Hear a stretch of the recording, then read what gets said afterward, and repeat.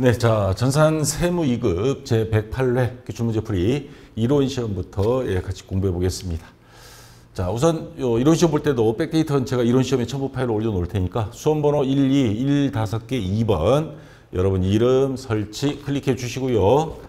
자, 요 뒤에 숫자가 2를 입력했는데 1로 바뀌는 건 뭐 신경 안 써도 됩니다. 자, 편의상 A형으로 통일하고 감독권 확인번호 6395 그러면 주식회사 세아산업입니다. 자, 1번부터 한번 볼까요? 다음 중 회계 정책, 회계 추정의 변경 및 오류에 대한 설명으로 틀린 것. 자, 회계 정책 또는 회계 추정의 변경. 자, 요거 앞에 이론에서 설명했던 거죠. 이론 교재 160페이지에 있는 표가 있죠. 일단 요거 다 설명할 시간은 없으니까. 자, 회계 정책 변경은 회계 추정의 변경에 비해서 뭐 기업회계 기준이라든가 중대한 변경 사항입니다. 그래서 요거는 소급법을 적용해서 누적 효과, 그러니까 전기분까지 수정을 해서 단기분하고 연결을 지어줘야 됩니다. 반대로 요 전진법은 회계 추정의 변경이니까 그러면 전기분은 빼고 자 계산하지 말고 단기부터 변경된 원칙을 적용하는 것, 이게 가장 큰 차이점. 그리고 수정하지 않으면 비교 가능성은 둘 다 높아요. 근데 수정을 해버리면 신뢰성은 저하된다는 문제가 있겠죠. 네, 그런 게 있고. 자, 다시 문제로 가서 회계 정책 및 추정의 변경. 자, 1번 회계 추정 변경의 효과는 당해 회계년도 개시일부터 적용한다. 전진적으로 한다 그랬죠? 자, 요게 반대되는 개념이 소급법이죠. 2번 보면 변경된 새로운 회계 정책은 원칙적으로 전진 회계 정책이에요. 얘는 뭐예요? 소급법을 적용한다 그랬죠? 그래서 1번은 맞습니다. 전진적으로 하는 거. 근데 2번은 틀린 거죠. 그래서 정답은 일단 2번이 되고요. 매기 동일한 회계 추정을 사용하면 비교 가능성이 증대되어 재무제표 유용성이 향상된다. 뭐 당연한 거죠. 수정을 안 했으니까. 그 다음에 회계 정책도 마찬가지입니다. 작년, 올해, 내년 동일한 회계 정책 쓰면 비교 가능성은 증대되는 게 맞죠. 그래서 3, 4번은 맞는 말입니다. 그래서 2번이 정답이고요. 자, 그 다음에 2번 문제. 자, 회사 여러분들 요즘 이제 개미 투자자들 요즘은 뭐 주식 떨어져서 울상이지만 주식으로 배당받는 경우들이 있습니다. 저도 딱 한 번 있었는데 뭐 조금 하니까. 다음 중 주식 배당에 대한 설명으로 가장 옳지 않은 것. 자, 여기 밑에 제가 설명을 달았는데 요거 먼저 설명할게요. 주식으로 배당을 하게 되면 주식을 발행해서 줘야 되겠죠. 그러면 자, 돈은 어디 있냐? 이익이 있으니까 하는 거죠. 그러니까 미처분 이익여금을 가지고 주식을 무상으로 교부해 주는 겁니다. 자, 그러면 자, 이익은 감소하고 자본금은 늘어나겠죠. 왜? 주식 숫자가 늘어났으니까. 자, 배당을 결의하면 주주총회에서 미교부 주식 배당금 아직 교부한 건 아니니까 그리고 미처분 이익여금이 감소합니다. 미처분 이익여금 이거 자본 항목이잖아요. 자, 그 다음 이제 주식을 줬어요. 그럼 미교부 주식 배당금은 없어지고 그만큼 주식 숫자가 늘어난 것만큼 자본금이 늘어납니다. 자, 여기서 조심할 거는 주식 배당은 액면 금액으로 합니다. 액면 금액으로 하니까 여러분들 요거 참고로 알아두시고. 자, 보기를 보겠습니다. 주식 발행 회사의 순자산. 순자산을 다른 말로 자본이라고 하죠. 다시 말해서 부채를 뺀, 총자산에서 부채를 뺀 순수한 자산, 자본을 말하는 겁니다. 자본은 변동이 없으며 왜? 미처분 이익여금이 주식으로 나온 것 뿐이에요. 그 안에서 그러니까 안방에 있던 아빠가 거실로 나온 것 뿐이에요. 그럼 그 집안에 있는 건 마찬가지죠. 자, 주주 입장에서는 주식 숫자라든가 단가만 조정이 되겠죠. 자, 맞는 말이고요. 주식 발행 회사의 입장에서는 배당 결의 미처분 이익여금이 감소한다. 아까 설명드린 겁니다. 이익여금 안에 미처분 이익여금이 줄어들죠. 이익을 주주들한테 줬으니까. 주식이 주당 액면가액이 증가한다. 액면가액은 아니에요. 거기에 딱 처음부터 그 회사의 액면가액 정해진 대로 그냥 갑니다. 이거 틀린 말이 되고요. 주식 발행 회사의 자본금은 증가하죠. 그러니까 미처분 이익여금은 감소하는데 그만큼 뭐예요? 자본이 증가, 대변이잖아요. 자본금은 증가하죠. 주식 발행 숫자가 늘어났으니까. 그래서 요거는 맞는 말이고 그래서 3번이 정답이 되겠죠. 자, 그 다음 3번 문제. 자, 비용의 인식에 대한 문제가 나왔습니다. 자, 비용의 인식이란 비용이 귀속되는 복구기간을 결정하는 것을 말하며 말이 어렵죠. 관련 수익과의 대응 여부에 따라 세 가지로 구분합니다. 자, 우리가 가장 많이 알고 있는 대표적인 비용은 장사하면서 가장 힘든 건 뭐예요? 자영업자들. 직원들 급여죠. 인건비. 자, 그 인건비 같은 경우는 당기에 즉시 인식되는 비용입니다. 월급 주는 날 비용 장부에다 적어야죠. 급여. 그 다음에 어떻게 있냐면 수익과 직접 대응된다. 자, 밑에 제가 추가 설명 달았습니다. 물건을 팔았어요. 그러면 그 매출액에 따른 매출 원가가 있죠. 매출 원가는 비용, 얘는 수익. 이런 식으로 대응되는 것. 판매할 때 대응됩니다. 이런 것들은 수익과 대응되는 것.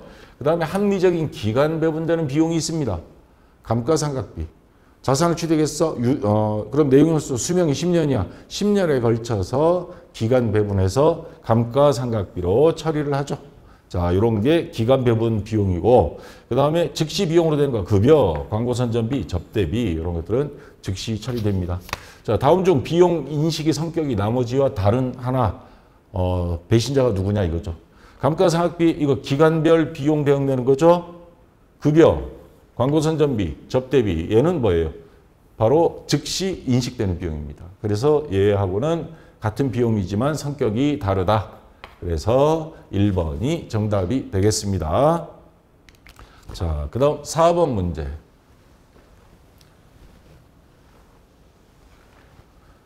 자, 다음 중 재무상태표와 손익계산서에 모두 영향을 미치는 오류에 해당하는 것. 자, 만기가 1년 이내에 도래하는 장기 채무를 유동성 대체하지 않은 경우. 자, 대표적인 게 우리 장기 차입금 있죠. 그래서 유동성 장기 부채로 전환할 때 있죠. 자, 근데 어쨌거나 재무상태표 안에서 비유동부채가 유동부채로 가야 되는데 이걸 안 했다 이 말입니다. 그래도 재무상태표에서만 이게 영향을 미치는 거죠. 손익계산서는 영향을 안 미칩니다. 그래서 얘는 아니고요. 매출 할인, 매출액에서 차감 항목이죠. 이거를 영업의 비용으로 잘못 넣어버렸어요. 이건 손익계산서 안에서만 벌어지는 겁니다. 재무상태표에 영향이 전혀 없죠. 그 다음에 장기성 매출채권, 이하고 반대 상황이죠. 매출채권으로 분류한 경우 이것도 마찬가지 재무상태표에만. 감가상각비를 과대 계상한 경우, 자, 요거는 생각을 잘해야 됩니다. 언뜻 보면 이거 비용이니까 손익계산서만 영향 미치는 것 같죠. 그러면 감가상각비, 예를 들어서 건물이다. 건물 감가상각비, 감가상각 누계 밑에다가 표시하죠. 자, 100원 해야 될 거를 1000원으로 해버렸어. 그럼 누계액이 감가상각 누계액도 많아지죠. 900원 많아지죠. 그럼 건물 예를 들어서 10,000원이다. 그러면 요거 뺄 때 아까 100원 뺄 때 하고 1,000원 뺄 때 하고 금액이 달라지잖아. 여기 순자산까지. 건물의 순자산이.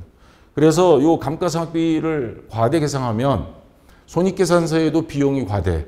자산은 어떻게 해요? 많이 차감이 돼버리죠. 요게 많아지니까. 그래서 4번은 손익계산서, 재무상태표 양쪽 다 영향을 미치는 정답이 되겠죠. 그래, 조금 난이도가 있는 문제입니다. 4번이 정답이 되겠습니다. 자, 요 아까 요 설명, 요건 지금 1, 2, 3번에 대한 설명이고요. 자, 그 다음 5번 문제. 자, 기말 재고 자산에 대한 기본 개념을 알고 있느냐 하는 문제인데, 아래 이 자료에서 기말 재고 자산에 포함해야 할 금액은 모두 얼마인가? 자, 선적지 인도 조건, 이건 무슨 말이에요? 배에 실으면 인도된 거, 판매된 걸로 보는 겁니다. 근데 우리가 이게 매입한 거예요. 그러면 이 아직 미착, 도착하지 않은 상품은 소유권이 누구한테 있겠습니까? 판매하는 입장이고 우리 회사는 매입이니까 사는 입장이에요. 그럼 판매한 사람은 배에 실으면 판매된 걸로 계약 조건이 됐어요. 그러면 이 상품의 소유권은 우리 겁니다. 만약에 배가 침몰해버렸다. 그럼 우리가 손해를 떠안아야 돼요. 자, 그래서 요거는 우리 재고자산에 더해줘야 될 항목이 되겠죠. 그 다음에 도착지 인도 조건들, 이번에는 우리가 매입이 아니고 판매한 거예요. 도착지에 도착해야만이 판매된 걸로 계약을 맺었습니다. 아까 요거하고는 정반대죠. 그러면 운송 중인 상품, 요거 책임 소재가 누구한테 있어요? 도착 안 하면 배가 침몰했다. 우리가 책임져야 돼. 그러면 이거 소유권도 우리한테 있다는 거죠. 책임이 있다는 건 우리 거라는 소리입니다. 아직까지는. 그럼 얘도 더해줘야 돼요. 담보로 제공한 저당 상품. 담보로 제공만 했지 그 물건 가져라 하는 건 아니죠. 물론 돈을 안 갚으면 그 담보물은 뭐 그쪽에 경매로 처분해버리겠지만 지금은 우리 겁니다. 아직까지 문제가 없어요. 그럼 얘도 우리 거 더해줘야 되고요. 반품료를 합리적으로 추정 가능한 상태로 판매한 상품, 물건 팔았으면 뭐 반품료 상관없이 물건 팔았으면 그거는 우리 거 아니죠. 이제 넘어간 거예요. 그럼 얘는 장부에서 빼야 되겠죠. 그럼 장부에 기록해야 될 거는 100만 원, 300만 원, 500만 원 해서 900만 원이 정답이 되겠죠. 자, 잘 생각해야 됩니다, 이거.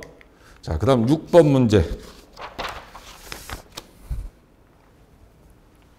자, 요거 제가 설명을 좀 보충하기 위해서 제공품, 제품, 손익계산서 구조를 갖다 놨습니다. 자, 이거 잘 생각하셔야 되는 문제. 제일 원가회계가 요즘 조금은 어려워지고 있습니다. 좀 응용을 하는데 제조부서, 다시 말해서 공장, 여기 제공품, 이게 공장이죠. 사용하는 비품위 감가상각비 70만 원을 판매부서의 감가상각비로 회계처리할 경우 여기에 기록돼야 될 감가상각비는 경비로 들어가겠죠. 직접 경비일 수도 있고 제조간접비일 수도 있는데 근데 여기로 가져와 버린 겁니다. 다시 말해서 요거는 70만 원이 여기 있어야 돼요. 경비였을 때 제조간접비면 그 밑에 있고 근데 저기에 적지 않고 여기로 가져온 겁니다. 70만 원을. 자, 이랬을 때 판매부서의 감가상각비 회계 처리할 경우 해당 오류가 당기 순이익에 미치는 영향으로 오른 것 단 당기에 생산한 제품은 모두 당기 판매되고 기초 및 기말 제품은 없는 것으로 가정한다. 그러면 요거는 다 제로로 보고 70만 원을 적어야 되는데 얘를 안 적었습니다. 여기다가 엉뚱하게 여기 가서 적어버렸어요. 그러면 얘를 안 적으면 당기 제품 제조원가 요거를 다 더한 금액이 얘니까 이게 70만 원 적어지겠죠. 얘가 적어지면 이게 제품으로 넘어가서 자 얘도 70만 원 당연히 적어진 상태로 넘어갔겠죠. 그러면 다른 조건이 똑같다 그러면 얘가 적어지면 매출원가 얘는 어떻게 되겠어요? 자 이게 만약 제로다. 원래 170 돼야 되는데 100만 원밖에 안 됐어. 그러면 얘도 100만 원 되죠. 매출원가도 적어집니다. 매출원가가 적어지면 얘가 적어졌어요. 매출원가. 그러면 매출총이익은 원가 빼야 되는데 원가가 적어지니까 이익은 당연히 이익은 증가하겠죠. 자, 그 다음에 판매비와 관리비. 얘는 적지 말아야 될 관리비를 적어놨어요. 그럼 근데 여기서부터는 변동이 없죠. 왜? 여기 안 적은 대신에 여기 관리비로 들어갔으니까 여기서부터는 똑같습니다. 어디에 들어가나 이 안에서 놓은 거니까. 자, 문제로 보겠습니다. 제품 매출원가 70만 원만큼 과소계상된다. 자, 제품 매출원가 요거 아까 줄어든다 그랬죠. 얘가 줄어들었으니까 다 줄어든 상태에서 매출원가가 70만 원 적어졌다 그랬죠. 요거는 맞는 거고요. 매출총이익이 70만 원만큼 과소계상된다. 매출총이익 얘는 증가한다 그랬죠. 왜? 여기에 적어졌으니까. 그러면 요건 틀렸고요. 그 다음에 영업이익, 당기순이익 얘는 변동 없습니다. 과소 아니에요. 변동이 없습니다. 자, 이런 식으로 전개가 된다는 거. 그래서 1번이 옳은 것 정답이 되겠습니다. 이것도 원가회계에서 굉장히 난이도가 있는 문제입니다. 요거를 잘 생각하셔야 돼요. 이 흐름을. 자, 전산세무이급이 지난번 107에도 굉장히 어렵게 나왔는데 이번에도 합격률은 썩 좋을 것 같지는 않아요. 원가회계까지 지금 이렇게 돼버리니까. 자, 7번. 다음 주식회사 광명이 원가 관련 자료이다. 당기 가공 원가. 원가를 크게 두 가지로 나누죠. 주요 재료비 플러스 나머지 전부 다 가공비로 봅니다. 자, 그러면 재료비, 이거 가공비만 계산할 거니까 재료비 필요 없습니다. 노무원가, 재료비를 제외한 나머지 전체를 가공비로 봅니다. 그럼 요거는 들어가야죠. 고정 제조간접비 들어가야 됩니다. 노무비, 경비, 그 다음에 제조간접비 들어가야죠. 제조간접비를 이거는 고정 제조간접비, 변동 제조간접비로 구분해 놨는데 변동 제조간접 원가는 직접 노무비 원가의 3배이다. 노무원가 이거죠. 곱하기 3. 그러면 얼마예요? 60만 원이라는 뜻이죠. 그러면 재료비를 제외한 나머지를 다 더한 게 아까 가공비라고 그랬죠. 가공 원가. 그러면 20만 원 더하기 50만 원 더하기 60만 원. 그럼 얼마예요? 130만 원. 네, 3번이 정답이 되겠죠. 자, 됐고요. 어디 갔니? 네, 이제 나오.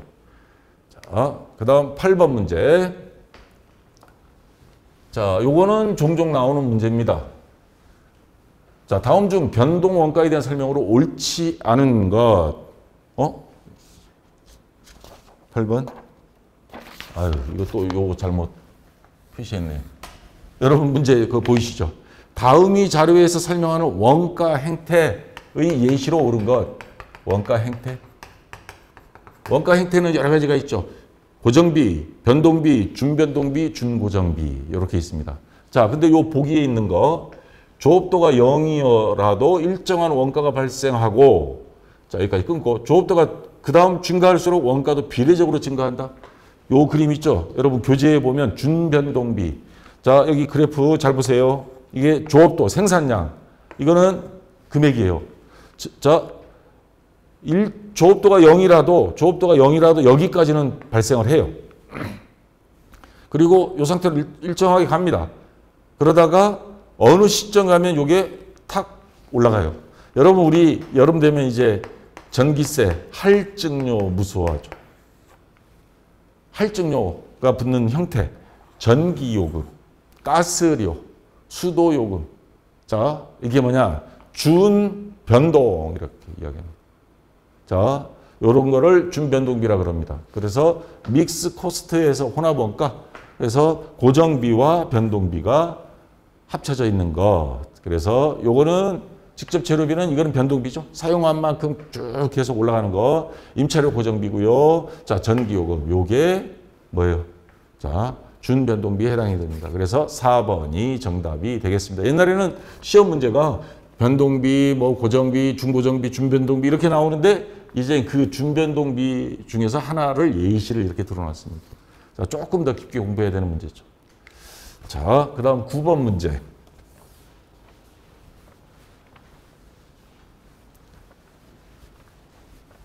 자, 종합원가 계산 제도 하에 다음 물량 흐름을 참고하여 기역과 니은이 차이를 구하면 얼마인가? 자, 재료 원가는 공정초에 전량 투입되며 가공 원가는 공정 전반에 걸쳐 균등하게 발생한다. 기초 제공품 300개, 착수량, 기말 제공품, 완성품, 평균법에 의한 가공 원가의 완성품 환산량은 기역계이고 선입 선출법에 의한 가공 원가의 완성품 환산량은 니은계이다. 자, 요거 여기 공간이 부족해서 월말 제공품 평균법, 선입 선출법 요 공식은 외워야 된다 그랬죠. 원가 회계에서 유일하게 외워야 되는 것 중에 하나죠. 자, 여기서 월말 제공품 뭐 재료비를 구하라, 가공비를 구하라 이런 문제보다는 대부분 완성품 환산량을 구하라는 문제로 많이 나오는데 자, 월말 제공품, 미완성품은 이것도 완성된 걸로 환산을 해야 전체 미완성품 금액을 알 수 있어요. 그래서 여기 보시면 완성품 수량에다가 아직 미완성된 거를 완성품으로 환산해서 더해주면 다 완성된 걸로 환산할 수 있는 거 아니냐 이 말입니다. 자, 평균법은 이렇게만 하면 됩니다. 근데 선입선출법은 자동차 공장에 가면 30일 날 딱 벨트가 멈춰요. 그 다음 달 1일 날 와서 앞에 미완성된 거 먼저 다 완성시켜버리죠. 그래서 그 다음 게 들어오죠. 그 자동차 공장은 선입선출법을 씁니다. 쓸 수밖에 없고. 그러면 얘는 완성된 걸로 봐서 얘는 빼자. 빼고 하자. 그리고 위에 평균법에 있던 월초정품은 여기는 아예 없습니다. 그래서 환산량도 아예 차감해버립니다. 여기. 이렇게 계산해라 하는 게 선입선출법입니다. 자, 그러면 이 공식에 맞춰서 한번 계산해 보겠습니다. 완성품 수량 평균법. 자, 완성품 수량 여기 있죠. 800개. 800개 더하기 월말 제공품 환산량. 자, 월말 제공품 여기 있죠. 200개. 그리고 각 재료비는 100% 투입하니까 완성도가 100%가 되지만 가공비는 균등하게 진행되는 만큼만 완성이 된다 그랬습니다. 그러면 50%, 200개 곱하기 0.5 하면 얼마야? 100개가 되죠. 자, 그러면 요거 두 개 더하면 얘는 900개. 평균법으로는 900개가 나옵니다. 월말 제공품, 가공비 완성품 환산량은. 자, 근데 선입선출법으로 하면 완성품 수량 800개는 같아요. 더하기 월말 제공품 환산량도 100개 같아요. 똑같이 곱해주니까. 근데 마이너스 월초 제공품 환산량, 월초 제공품 300개, 완성도 40% 곱하기 그럼 120개가 되죠. 자, 마이너스 120개. 그러면 금액이 나오겠죠. 얼마? 800 몇 개야? 780개. 그래서 가와 나 차이는 몇 개인가? 뭐 딱 눈치채셨죠. 요것만 다르잖아요. 다른 건 다 같은데 120개. 900에서 780 빼면 120개. 그래서 정답은 요거 빼면 여기 있죠. 예, 2번 120개가 정답이 되겠죠. 자, 이런 식으로도 출제가 될 수 있다는 거. 자, 그 다음 10번 문제. 자, 원가회계에 공손 및 작업 폐물에 대한 문제가 나왔습니다. 자, 그러면 요 1번, 2번은 공손. 그 다음에 3번, 4번은 작업 폐물 나왔습니다. 자, 그러면 작업 폐물부터 먼저 볼게요. 작업 폐물이 뭐냐? 앞에 이론교재 233페이지 제가 설명했던 거죠. 작업 폐물이란 만들었는데 하다 보면 가구 공장에서 톱밥 나오죠. 그 다음에 기계 제조하는 데서는 철판 조각이나 쇳가루 등이 나와요. 이러한 것들은 고철로 팔 수도 있고 톱밥은 톱밥대로 팔 수 있습니다. 이 베니다판 만드는데 가구 만드는데 다른 데 또 쓸 수도 있고. 자, 이러한 것들을 뭐라 그러냐? 작업 폐물 그럽니다. 자, 작업 폐물은 특정 제품과 관련해서 특정 작업과 관련하면 직접 재료비에서 그만큼 뺍니다. 왜? 톱밥을 팔고 쇳가루 팔면 돈 받으니까 그 받은 것만큼 어떻게 원가에서 차감하고. 근데 제조간접비 여러 제품에 발생한 경우에는 제조간접비에서 차감해서 계산을 하는 게 원칙입니다. 자, 그 다음에 평가액이 얼마 안 돼. 이거 뭐 빼고 말고 할 것도 없어. 그러면 그냥 영업의 수익 자비익으로 처리한다는 거. 자, 그 다음 공손품. 작업 폐물과 달리 공손품은 뭐냐? 불량품을 말하는 겁니다. 책상을 만드는 다리 한쪽이 못 짧아요. 죄송합니다. 그러면 공손 처리하겠습니다. 해서 이거는 공손품으로 해서 왜 보면 우리 가전제품도 뭐 조금 기스가 났다 그래서 헐값에 파는 경우 있죠. 예, 그런 것도 있고 아예 버려야 될 경우도 있고. 자, 추가로 비용을 부담하니까 이걸 공손비라고 합니다. 그 추가한 비용은 정상적일 때는 항상 이 정도는 생기는 거야. 그러면 원가에다가 그 공손비를 더해 주고요. 비정상적일 때는 영업의 비용으로 처리해 주는 게 원칙이다. 자, 다시 문제로 가서 정상적이면서도 모든 작업에 공통되는 공손원가는 공손이 발생한 제조 부문에 부과하여 제조간접 원가의 배부 과정을 통해 모든 작업에 그 비용을 부담한다. 자, 모든 작업에 공통된다 하는 거는 뭐야? 제조간접비를 말하는 거죠. 그럼 제조간접비에 그거를 부담을 한다 이 말입니다.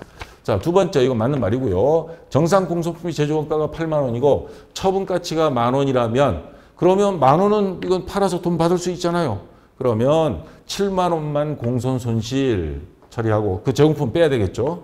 대변으로 오고 10,000원은 공손품에다가 다시 원위치 시켜서 판 거는 원위치 시키고 나머지 손실 부분만 공손 처리하면 되겠습니다. 이것도 맞고요. 작업 폐물 이거는 공손 불량품이고 요거는 아까 톱밥이나 뭐 이런 거 나온 거 부속물. 작업 폐물이 정상적이면서 모든 작업에 공통되는 경우에는 모든 작업에 공통된다 하면 제조간접비에서 그만큼 뭐예요? 그 돈이 들어오는 거니까 제조간접비에서 차감하는 게 맞습니다. 이거는. 자, 작업 폐물이 비정상적인 경우에는 작업 폐물이 매각했을 때 돈이 들어오죠. 그러면 제조간접 원가에 차감한다? 아닙니다. 요거는 기타 수익으로 처리해서 잡이익으로 처리합니다. 그래서 4번은 틀린 것 정답이 되겠습니다. 자, 그 다음 11번 문제. 자, 이제 부가가치세입니다. 과세거래. 이것도 참 난이도가 좀 있는 문제가 나왔습니다. 과세거래다 하면, 자, 여기 보시면, 용역을 공급했을 때 서비스 제공한다고 그러죠. 자, 이게 용역이 공급인데, 대가를 받은 유상 공급만이 용역의 공급으로 본다는 것. 재화의 공급과는 다릅니다. 재화의 공급은 대가를 받지 않고 세금을 포탈할 목적으로 뭐 증여하는 경우도 막 있죠. 근데 용역은 그러면 무상으로 집 지어주기 나가는 사람들. 그런 경우는 뭐 과세를 하면 안 되겠죠. 그래서 유상 공급, 돈 받는 것만이 공급으로 본다. 자, 단순 가공인 경우 상대방으로부터 인도받은 재화의 주유자를 전혀 부담하지 않아야 된다는 겁니다. 근데 자재의 일부를 부담하는 경우 그 자재의 일부는 재화의 공급으로 용역의 공급으로 보지 않고 재화의 공급으로 본다는 거. 자, 요거 조심하시고요. 그다음 아까 말한 대가를 받지 않고 상대방에게 무상으로 용역을 공급하는 것은 용역의 공급으로 보지 않는다. 다시 한번 정리하고요. 단 예외가 있습니다. 특수관계인. 아까 그 혼자 사는 독거노인들 집 보수해주고 하는 거는 아무 관계가 없잖아요. 근데 특수관계인. 이게 사업용 부동산이 일정한 임대 용역을 해줬을 경우. 이거 자식들한테 이거 뭐예요? 가족들한테 야, 우리 사무실 공짜로 써. 이건 안 되겠죠. 분명히 탈세 염려가 있겠죠. 이런 경우는 용역의 공급으로 보지 않는다. 아무리 돈을 안 받았더라도 자, 요것만 조심하시고요. 자, 문제로 들어가서 보겠습니다. 자, 1번 자기가 주요 자재 일부를 부담하는 가공 계약에 따라 생산한 재화를 인도하는 것은 자재를 부담하지 않아야 되는데 부담한 거는 그건 재화의 공급 맞습니다. 자, 부담하지 않아야 되고요. 사업자가 위탁 가공을 위하여 원자재를 국외에 보내버린 겁니다. 자, 대가 없이 반출했습니다. 이런 경우에는 재화의 공급으로 보지 않습니다. 이건 예외적으로. 그래서 자, 맞는 거고요. 주된 사업과 관련한 용역이 제공 과정에서 필연적으로 생기는 재화의 공급. 용역을 제공하는데 재화의 공급이 딸려가면 아까 안 된다 그랬죠. 그래서 이거를 용역의 공급으로 포함된다? 아닙니다. 이거는 요거는 재화의 공급으로 봐야 됩니다. 그래서 3번이 일단 정답이 되고요. 사업자가 특수관계인에게 사업용 부담 임대용 제공하는 것은 용역이 공급으로 본다. 그래서 돈 받아야 됩니다. 그래서 용역을 제공했으니까 이거는 용역 공급으로 봐서 과세를 해야 됩니다. 무상으로 했다 그래도 안 됩니다. 특수관계인한테는. 자, 됐고요. 그 다음 12번 문제. 자, 다음 중 부가가치세법에 따른 신고하고 납부. 자, 여기 밑에 거를 먼저 설명할게요. 개인사업자, 간이과세자는 부가가치세 신고 1년에 한 번만 하는 거 아시죠? 그 다음에 개인사업자 예정신고 때 안 하고 확정신고 때 2번만 해도 됩니다. 자, 개인사업자와 그 다음에 법인은 1년에 4번 다 해야 되는데 근데 1억 5천만 원 미만일 때 연 공급가액 1억 5천 미만일 때는 예정신고만 해도 되는데 대신에 직전 과세 기간에 대한 납부세액이 50% 고지서는 날라옵니다. 요거를 신고는 안 해도 납부는 해야 됩니다. 자, 모든 사업자는 예정신고 기한이 과세표준과 납부세액을 관할사무소장에 신고해야 된다. 그럼 이 설명하고 배치가 되는 거죠. 모든 사업자가 아니고 법인 사업자 중에서 얼마예요? 1억 5천만 원 이상 연간. 자, 그럴 때만 한다는 거. 그래서 이건 틀린 거. 일단 1번이 정답이 되고요. 간이과세자는 1년에 한 번만 하는데 해당 과세기간 개시일 현재 일반 과세자로 변경이 됐어요. 그럼 해야 되느냐? 자, 이제야 변경했기 때문에 준비가 안 됐겠죠. 이런 경우는 예정고지가 면제되고 그 다음부터는 예정신고도 해당이 되면 해야 됩니다. 조기에 환급을 받기 위해서 이미 신고했어요. 일반 사업자인데 이미 신고한 과세표준과 납부한 부가세 환급받은 세액은 이때는 신고하지 않아도 됩니다. 조기 환급하면서 이미 신고했기 때문에 맞고요. 폐업하는 경우 폐업일이 속한 달 그 다음 달 25일까지 과세표준과 세액을 신고해야 하는 게 맞습니다. 그래서 1번이 정답이 되고요. 자, 그 다음 13번 이제 세금 계산서. 세금 계산서는 발급해야 되느냐 말아야 되느냐 자꾸 나오죠. 자, 소매업을 영위하는 사업자가 영수증을 발급을 했는데 근데 공급받은 사람이 물건을 사가면서 사업자 등록증 보여주면서 우리 세금계산서 주세요 하면 이거 줘야 됩니다. 반드시 줘야 됩니다. 자, 소매업을 영위하는 사업자가 영수증을 발급한 경우 상대방이 세금계산서를 요구할지라도 발행할 수 없다. 이건 틀린 겁니다. 발행해야 됩니다. 그래서 일단 1번이 정답이 되고요. 수입할 때 외국 사람한테서 이거 받아올 수 없잖아요. 관세도 내야 됩니다. 그런 경우에 관세를 부과하는 인천세관, 부산세관, 여기 세관장이 계산서를 발급해 줍니다. 그걸 가지고 매입세 공제를 받죠. 자, 면세사업자는 부가세 신고 대상은 아닌데 계산서는 발급합니다. 근데 앞에 세금자가 없죠? 면세니까. 그냥 계산서는 발급해야 된다는 거. 그 다음에 매입자 발행 세금계산서 제도가 있는데 이게 뭐냐면 우리가 매입했는데 계산서 다음날 준대요. 그 믿고 돈 줬는데 안 줘. 그러면 매입한 사람이 세금계산서 발행할 수 있습니다. 그 관련된 내용을 국세청에 신고하고 그래서 우리도 세금 환급 받아야죠. 공제 받거나. 자, 매입자 발행 세금계산서 제도도 있다는 거. 그래서 맞고요. 자, 14번 문제. 자, 여러분들 월급쟁이들 월급 받으면 어떤 거는 소득세 과세 대상이고 어떤 거는 비과세 대상 이런 경우가 있죠.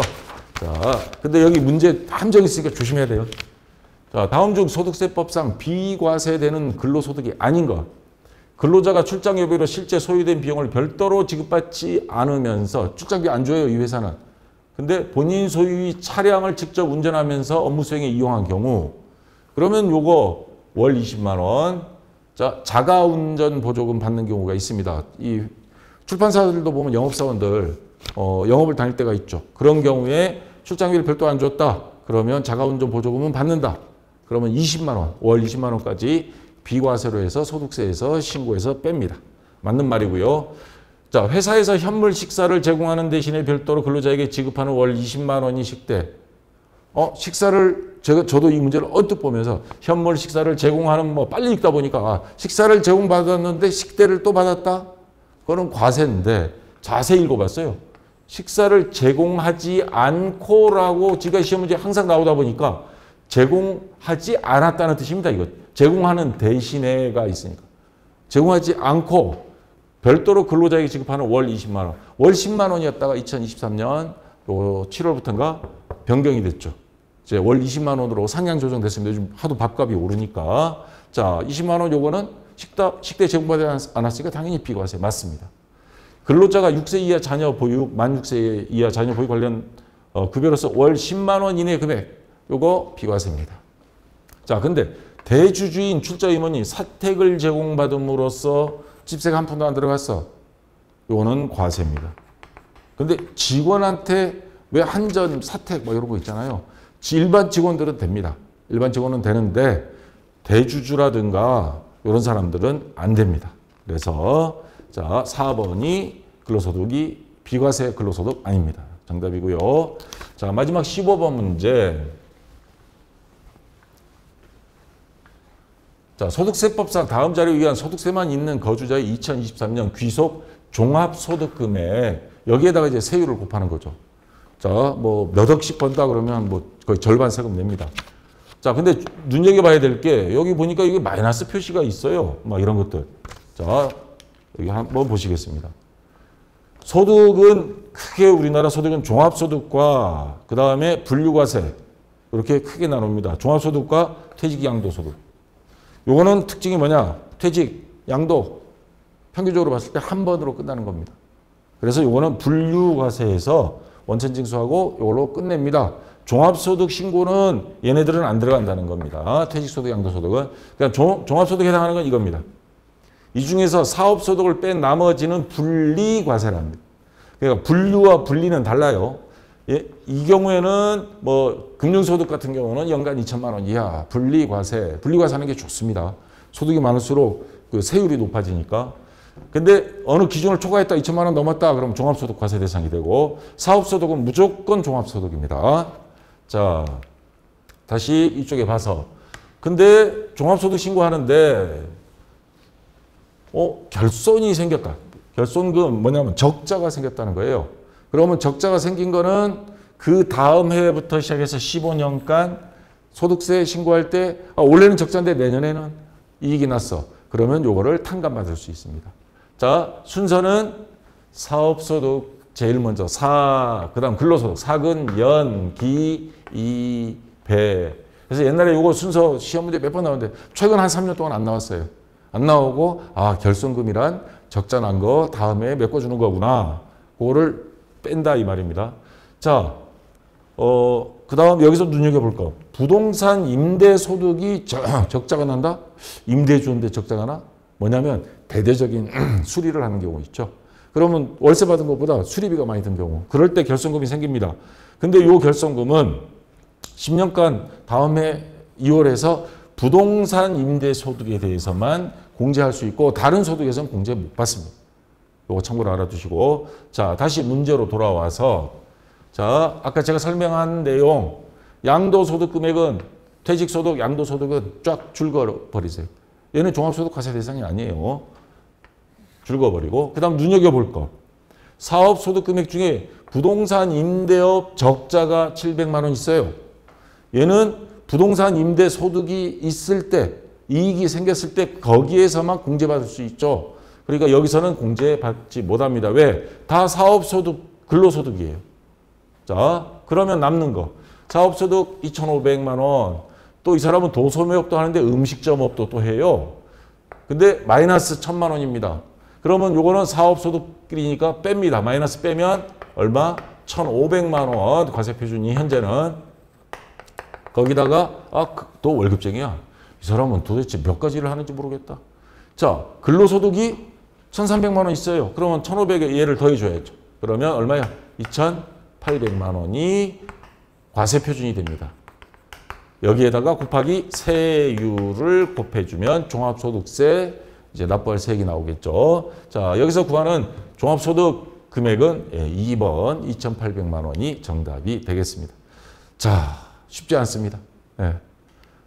자, 그리고 네이버 카페에서 보신 분은 상관없고요. 유튜브에서 보시는 분들 제가 거기까지 답변을 다 못하니까 네이버에서 박쌤 전산에게 들어오면 뭐 한번 간단한 가입만 하면 등업이 없이 모든 거 바로 볼 수 있고 댓글 달 수 있고 질문 올릴 수 있습니다. 여기 검색창에서 조회해 보면요. 질문 답변이 한 3, 40만 개가 되니까 공부하다 막히는 거 있으면 찾아보시고요. 화면 흐리다고 하는 분들 밑에 톱니바퀴 하면 고화질 HD 화질로 보세요. 제가 이제 원본이 이게 4K로 촬영한 거라 이걸 눌러줘야 고화질로 볼 수 있다는 거.